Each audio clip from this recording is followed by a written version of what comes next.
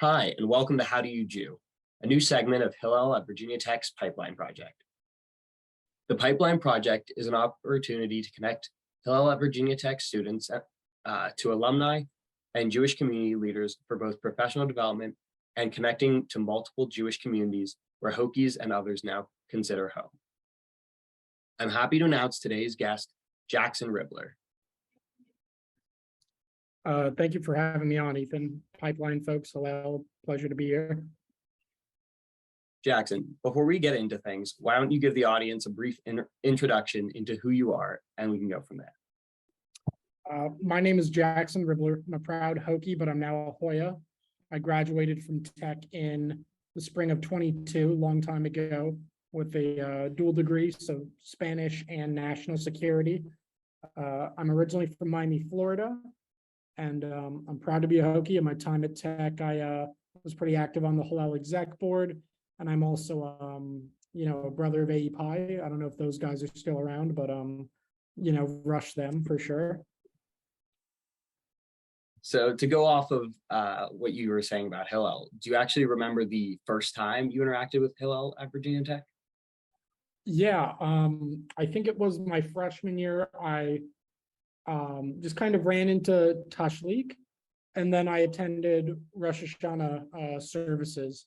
I remember vaguely meeting some folks like Sam Stack before actually getting involved in Hillel, and that was how I kind of got fished into coming, and I just kept coming. Over the 4 years you were here, what did the word Hillel mean to you? I think it definitely meant community. It meant a solid group of friends and a good support network. I always felt like I had a place to go, physically and, kind of mentally. I really enjoyed my time at Hillel, and it introduced me to a lot of people I might not have met if I had, kept to my fireside at Tech. Throughout the time you spent at Hillel and all the people that you met, in what ways did you feel like Hillel really connected you to Judaism? Say that again? Like during your time at Hillel, meeting people, going to different events, religious or not, how did you connect to either the cultural or religious side of Judaism or both? I would say it kind of happened by accident, just through osmosis. You get to know people and you want to know who is this person sitting next to you at the Shabbat table or at services. And, you have conversations with people and they're pretty casual. And then you realize, you're very different people, but what do you have in common? What's the reason you're here? And I think that was kind of how, for me, those conversations came about. Would you have any advice for incoming students and freshmen? Why should they follow in your footsteps and become a part of Hillel? Well, I think there's a little bit of everything at Hillel. There's something there for everyone. And if there isn't, I really think you can find something to make your own. There were a lot of little events and projects and big ones as well at Hillel that I just got to either take charge of or enjoy being a part of. Yeah. Any specific projects you enjoyed being a part of? We did one event that was like a compliment roast, where it was like, but instead of saying really mean things about people, we would say rather nice, gratuitous things about people. And I really enjoyed that. I felt like it was a nice, intimate moment with people. It was my senior year, and it was just a really good, nice bonding moment to have with members of the community and just very positive vibes. Are there any other fond memories you have, like one or two best memories you'd say from Hillel? Probably the NOLA, the New Orleans Alternative Spring Break trip. That was a really interesting experience because, there was a lot of that Tikkun Olam, kind of mending your Judaism with your passion for social justice and community. And also I just got to meet a lot of interesting people and explore my Judaism in a new way. Shout out Grant Bigman, shout out Rose Freeman. And of course there's a million cliches I could make about the birthright trip. I could say I went on birthright and my entire view was changed, and it was. And I know everybody has that experience, but yet it's totally different. I feel like on one hand, I went to Israel for my birthright, and I learned a lot more about myself, but also I just made a lot of really awesome connections with people I had never met and people that I knew a little bit I had seen around, but I hadn't really gotten the chance to get to know them better in Blacksburg.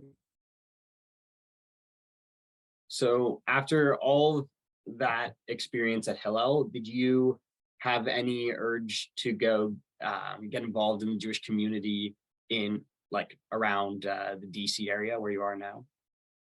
I'm still getting my feet wet. There's a synagogue nearby that I'm like in the process of, I gotta like mail them the application.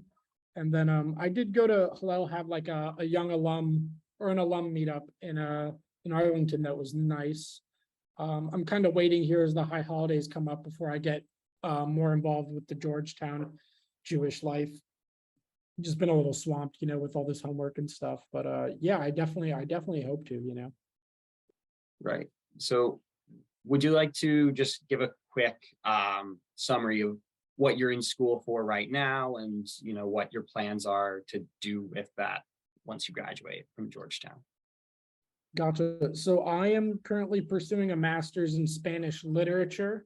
And a lot of people think literature, that means I'm just reading novels, but it also includes a lot of things like poetry, testimonies, could be anything written like newspapers. It could be oral, it could be radio, it could be podcasts. Also cinema is one of my passions. Basically, after my master's, I'll have to apply somewhere for a doctorate. My goal is to be an educator and a scholar of Spanish literature and Hispanic culture. That's something that kind of sprung up on me at Tech, and I found out that I loved. Currently, I'm doing research for one of the professors. It's really interdisciplinary work where we're taking a look at archives from, let me take a step back. So a lot of my academic interests really pertain to modern Mexican history after the Mexican Revolution. And for our history wonks out there, you'll know that for most of the 20th century, Mexico was kind of under the control of a one-party state. And especially during the 60s, 70s, 80s, there were a number of human rights violations alleged that happened. And as Mexico transitioned to democracy, more and more until today, there's been a process of elucidation or of recognizing what the historical truths are. So my research here at Georgetown pertains to helping organize archives about victims and perpetrators, and helping uncover the real history of what happened in Mexico as it pertains to human rights during those years. Wow, that's a lot.